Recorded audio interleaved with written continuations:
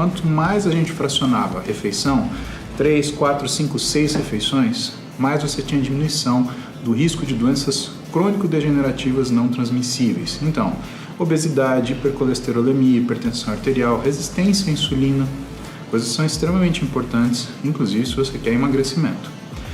O segundo grupo de pesquisadores começou a entender como que funcionava o emagrecimento. Então, a mesma proposta, e aí eles dividiam as refeições entre 3, 4, 5, 6 refeições diárias. E o que eles perceberam? Que quando você saía de 3 refeições para 5 a 6 refeições, a velocidade de emagrecimento medida pela espessura da pele da região abdominal, ela diminuía o dobro da velocidade quando a gente fazia uma dieta restritiva em menos refeições. Então, o que é fácil, rápido e barato de fazer? E que o nutricionista faz na primeira consulta? Ele faz o fracionamento alimentar. Você pode estar olhando agora falando assim, pô, mas eu vou ter que comer várias vezes ao dia? Bom, se você partir do pressuposto, você faz café, almoço e janta, pensa que você vai colocar café, almoço e jantar, e aí você vai colocar um lanche da manhã e um lanche da tarde. Mas qual que é o catch? Qual que é o turning point? O que é o segredo do negócio? Aquilo que você consumia em 3 refeições do ponto de vista calórico, você passa a consumir em 5. Então você não vai aumentar a frequência alimentar, você vai fazer o fracionamento alimentar. Aumento de frequência alimentar está incluso as pessoas que consomem mais calorias em mais refeições. O que você vai consumir é as mesmas calorias, porém num número maior de refeições. Isso é muito importante, principalmente se você quer secar a barriga.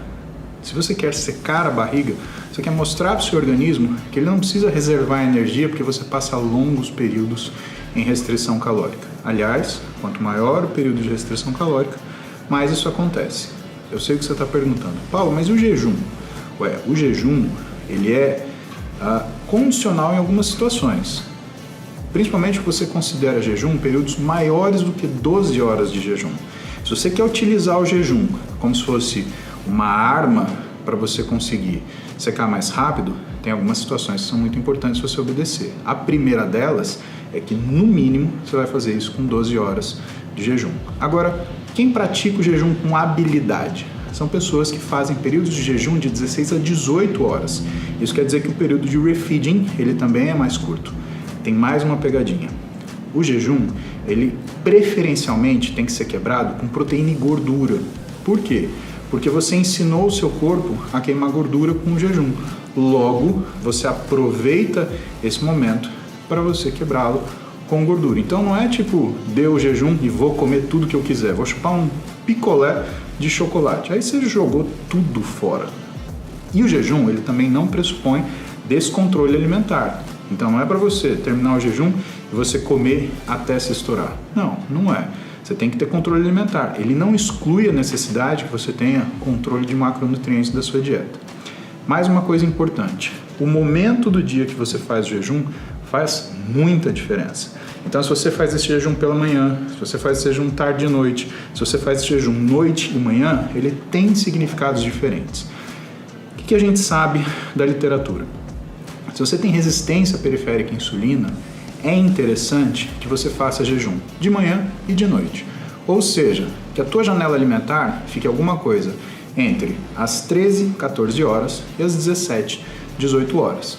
Então não adianta querer comer até 10 horas da noite, por quê? Porque você vai comer num horário onde a resistência periférica à insulina ela é aumentada por questões fisiológicas.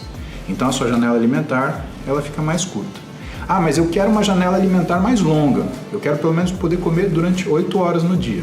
Então você tem que fazer o seu jejum na parte da tarde e da noite.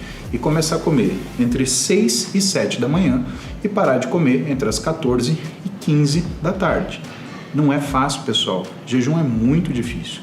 Existem profissionais, médicos e nutricionistas que são especialistas em lidar com jejum. Isso não é uma coisa que você pode fazer de curioso. Vamos fazer o fácil bem feito? O que é o fácil bem feito?